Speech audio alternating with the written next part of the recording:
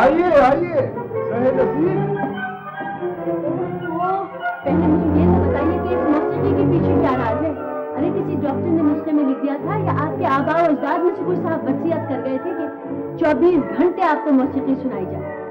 اور یا تو کسی ناکام تمنا کی طرف اشارہ ہے؟ بات یہ ہے بی بی، یہ دنیا 7 سروں میں بند ہے اور میں 8واں سر ڈھونڈ رہا ہوں.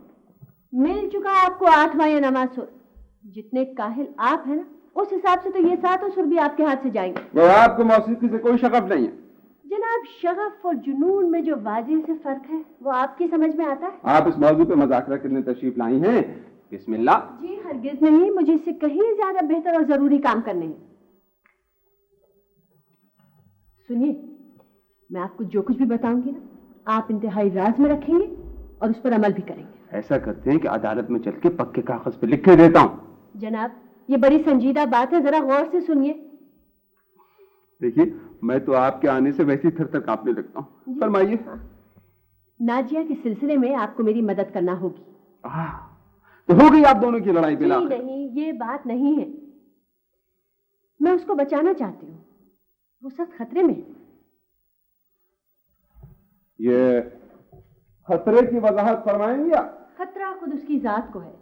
وہ بہت تیزی سے بدلتی جا رہی ہے اور مجھے اندیشہ ہے کہ آہستہ آہستہ اتنی بدل جائے گی کہ واپسی ناممکن ہوگی. خدا کی قسم ذرا رازداری میں بتا دیجیے، یہ واپسی ضروری ہے کیا؟ بے حد ضروری ہے، ورنہ وہ کسی بڑے سے گھر کے بڑے سے مصنوعی آدمی سے شادی کر لے گی اور تباہ ہو جائے گی.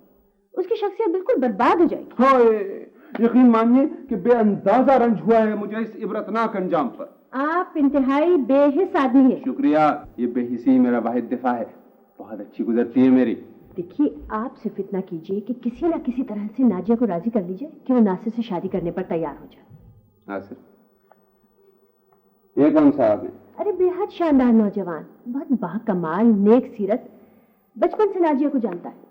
کیا ناجیہ انہیں پسند کرتی ہے؟ یہی تو مصیبت ہے، ناجیہ کو اسے پسند کرنا چاہیے. ناصر اس کے لیے انتہائی مناسب ہے. بہت خیال رہتا ہے آپ کو اپنی سہیلی کا. ظاہر بات ہے، آپ کے خیال میں بڑی بھاری چوٹ کی ہے آپ نے مجھ پر. نہیں صاحب نہیں، میں تو آپ کے خلوص سے بے اندازہ متاثر ہوا ہوں. اگر ہوئے ہیں نا تو ابھی اسی وقت ناصر کو فون کر کے مدعو کیجیے. یہ شہر میں ہوٹل میں ٹھہرا ہوا ہے. اوہ، دیکھا نا، مجھے یقین تھا آپ کو یہ بات پسند نہیں آئے گی. آپ کی نظریں تو مجھے کچھ اور ہی کہتی ہوئی لگتی ہیں. خدا کی قسم نہیں تو میری نظریں بیچاری کیا کہیں گی، یہ تو بالکل گونگی ہیں. ہاں، آپ سے کبھی کچھ کہا؟ خیر اب آپ اتنے بھی معصوم نہیں ہیں جتنے بن رہے ہیں. اگر آپ کو ناجیہ کا ذرا سا بھی خیال ہے نا تو کچھ کریں اس سلسلے میں. ہاں، مگر سوچنے کی بات یہ ہے کہ کیا ناجیہ اسے پسند کرے گی؟ میرا مطلب اس مداخلت کو. بھائی ناپسند کرے مگر اس کا فائدہ اسی میں ہے. آپ دیکھیے نا، وہ یہاں پر زیادہ عرصے تک خوش نہیں رہ سکتے. آپ بتائیے کب کیجیے گا آپ فون؟ کر دوں گا کسی وقت.